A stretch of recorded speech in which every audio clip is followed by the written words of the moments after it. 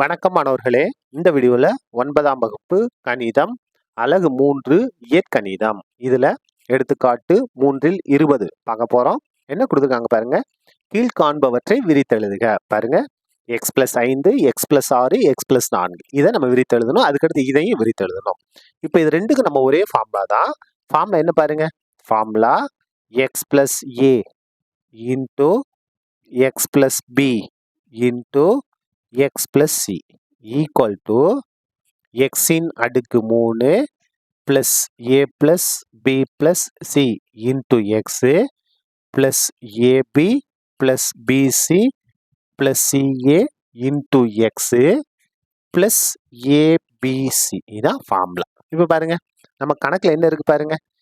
x plus 5 அதுக்கு அடுத்தது x plus 6 x plus 4. சரியா? இப்போ நமக்கு எக்ஸுக்கு பதிலாக எல்லாத்துலையும் எக்ஸ் தான் இருக்கு, பிரச்சனை இல்லை. ஆனால் ஏக்கு பதிலாக 5, பிக்கு பதிலாக 6, சிக்கு பதிலாக 4. இதை நம்ம கவனமாக பிரதியிடணும். பாருங்க, எக்ஸுக்கு பதிலாக எக்ஸ் தான், பிரச்சனை இல்லை. அப்போ எக்ஸின் அடுக்கு 3. ஏ பிளஸ் பி பிளஸ் சி, ஏவோட மதிப்பு 5, பியோட மதிப்பு 6, சியோட மதிப்பு 4. சரியா? எக்ஸுக்கு பதிலாக எக்ஸ் தான், இது அப்படியே வந்துடும்.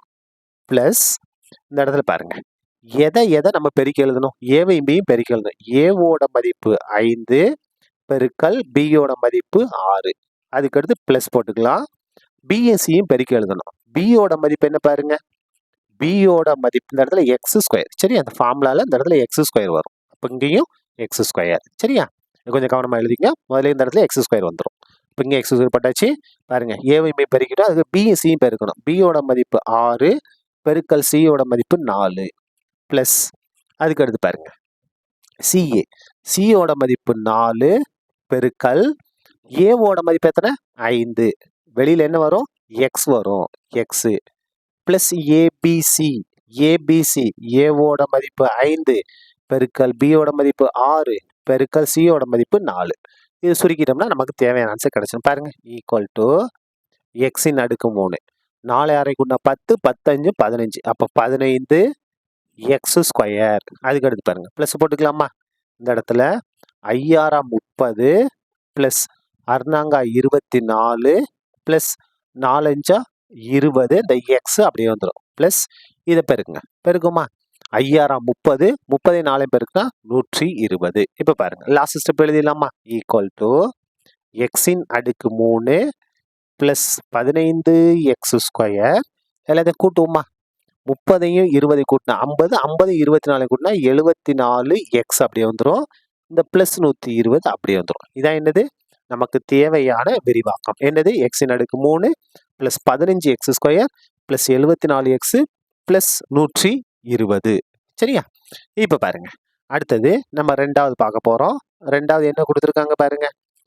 அதுக்கு முன்னாடி ஃபார்முலா எழுதிடுமா. பாருங்க, எக்ஸ் பிளஸ் ஏ இதே ஃபார்முலா தான், into X plus B into X plus C equal to formula பாருங்க.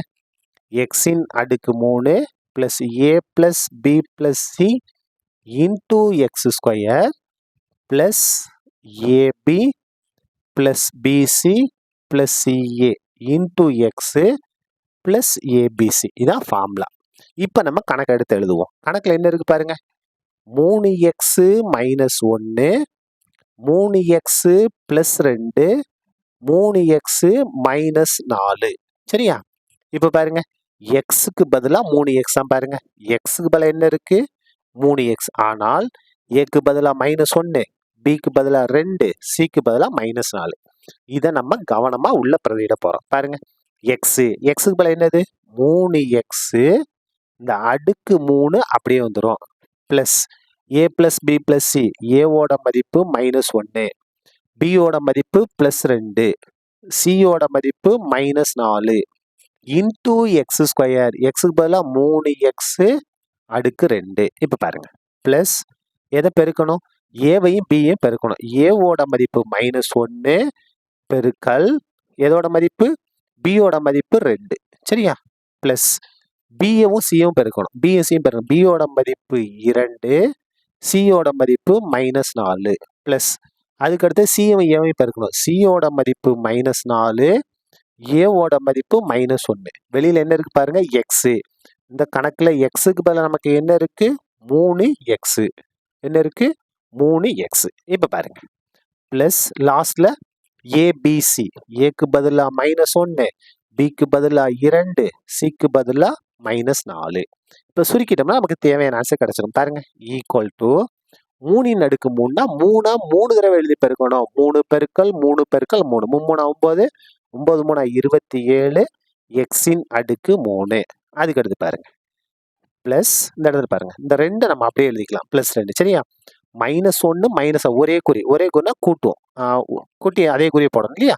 அப்போ கூட்டினா 5 மைனஸ் தான் -5. இதை பாருங்க 3 ஸ்கொயர் பண்ணா 9, எக்ஸ் ஸ்கொயர் பண்ணா x².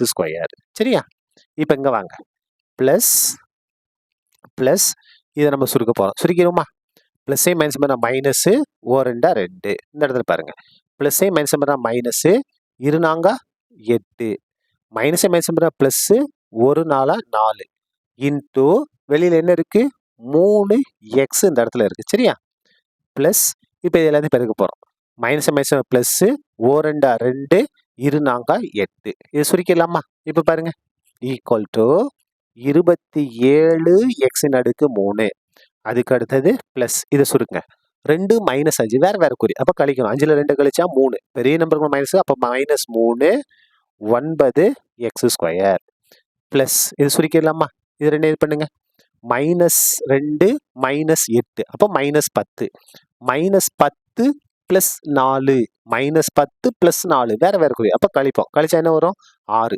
பெரிய நம்பருக்கு மைனஸ் -6 இந்த இடத்துல வரும். இந்த இடத்த மறுபடியும் சொல்கிறோம் புரியுதா பாருங்க. -2 -, ஒரே குறினா கூட்டுவோம். கூட்டினா என்ன வரும் 8 10. என்ன 10 -10. இங்கே என்ன இருக்கு +4 வேறு குறி ஆயிடுச்சா. அப்போ கழிப்போமா 10ல் 4 கழிச்சா 6. பெரிய நம்பருக்குள்ள மைனஸ் அதனால -6 இங்கே போட்டாச்சு.